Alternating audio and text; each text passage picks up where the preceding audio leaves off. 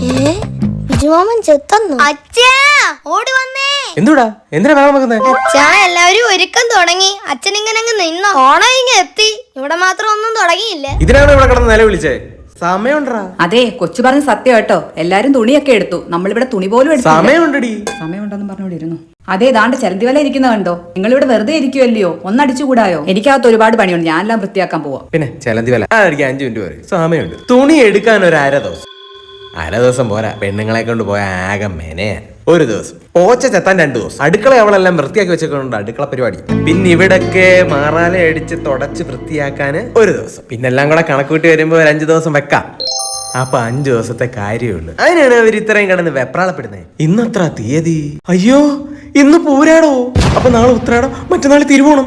അയ്യോ ഡേ അഞ്ചു ഡേ, ആ തൂമ്പ എടുക്ക്. ഞാൻ ഇവിടെ നിന്ന് ചെത്തട്ടെ.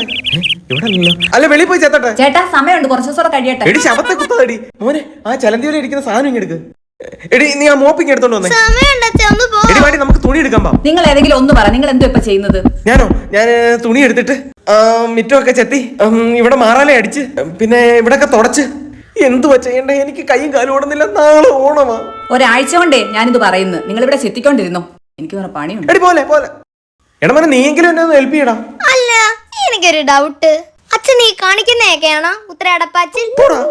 ഞാൻ എന്താ ചെയ്യണ്ടേ?